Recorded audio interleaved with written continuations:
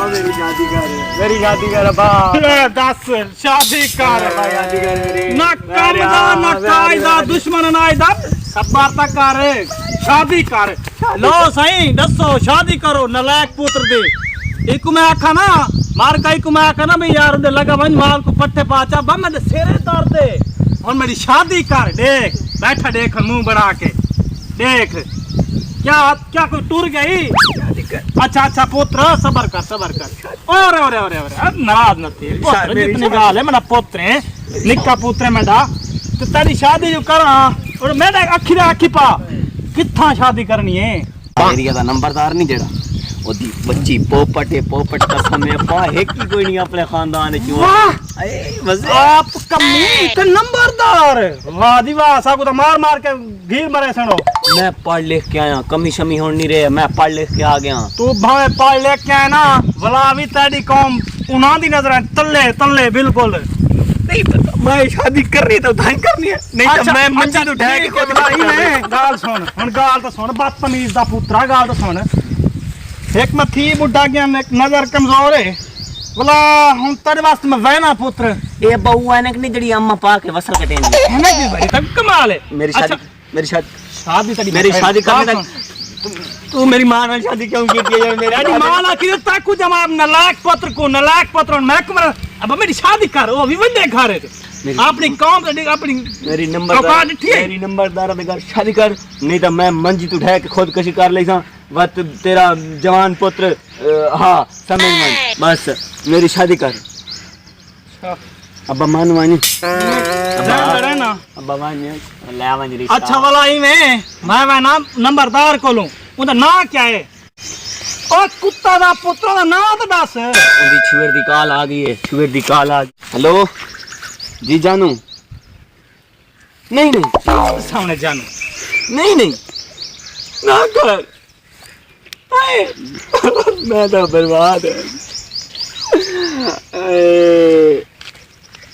नंबरदार तो कोई ही कोई ओए उनकी प्रीति तो है पई समझना बा यार नंबरदार में घर अपनी शान वध वैसी इलाके च भावे आपा कमीजात दे ना अच्छा नंबरदार दी बेहतरीन शादी थी गई ना हां आय हाय क्या मजे वैसे तेरी गाल सही है वैसे अपनी शान बानो चल मैं पता करना पुत्र दुआ करी है अस्सलाम वालेकुम बाओ जनाब बाओ यार मां थका बैठा मैं इथे मैं आधा बैठा में कोई चावल आवे को मैंने चावल मारे अच्छा असला कुछ चबा नजर आने कोई क्या करना मैं कोई सके ना आ सके मेरे को लगता तू नंबरदार समझदार है तू सही मेरी गाल पहचान तू मेरे दिल दी गाल पकड़ के दिए ओए अच्छा बोल क्या दे दिमाग ना खराब मेरे को लुम्बू पत नहीं मेरा लुम्ब ओ हां लुम्ब जी आओ लो फर्जिया जड़ा वदांदा कट दे अच्छा हुन इवे जो लुम्ब पत केड़ा मेरा ना ओ आंदे मैं नंबरदारां दे घर रिश्तेदारी करनी है केड़े नंबरदारां दे घर अच्छा साडे घर से दी गल पे करदा तू कमी ठीक है साडे घर से दी गल मैं तो को पहले दसा ही अपने पुत्र को आखी इते अगर आखी चाह वेखी ना तो मुझे ऐनक लगा के इंसान मैं ना खुद लगा के ना मेरे पुत्र दी ऐनक न लगाए एकदम मैं कोई दिखा क्यों उड़ा दिखा मैं को ते अपने पुत्र को आखी आज तू पहले अपने वडेरे को ना सीधा पूजा लेके बेची पे सारी दफा थी भाई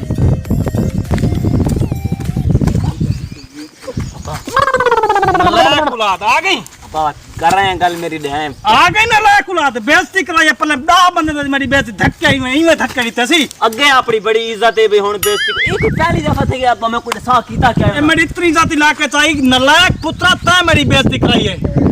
क्या बेइज्जती की थी बाबा पुत्र हुन अगर सुन बर्दाश्त कर मैं सुने ना मैं कसी पुत्र को आखी इडे आसी ना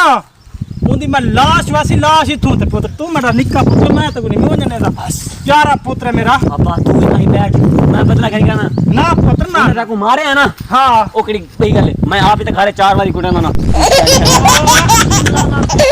अब घर बैठ अच्छा शामी तेरा पुत्र आवे जाद कमी रिश्ते गिना आ गया चलो ई बदले ऐनक तो मिल गई है चलो इतवाल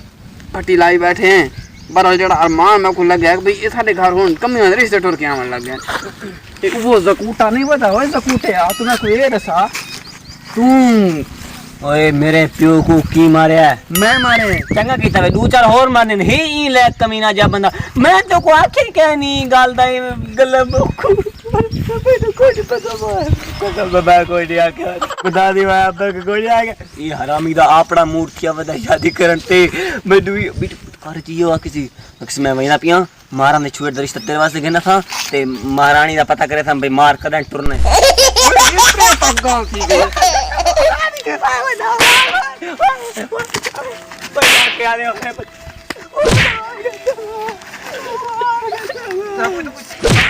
गाल करी तू ओए क्या मुसलिया ने पाते कर के ने आए भाई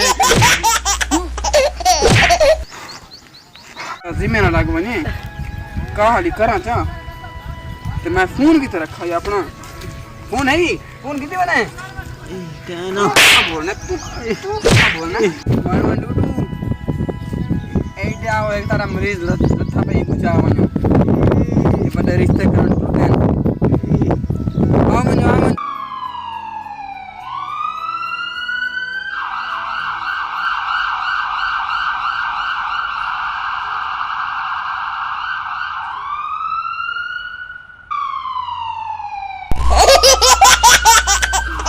आमन एक मिनट रुको सोना क्या था क्या था? 1 मिनट रुको मार साहब हाँ बोल मैं मत रिश्ते वास्ते ना समझा नहीं भी आता अस्पताल ले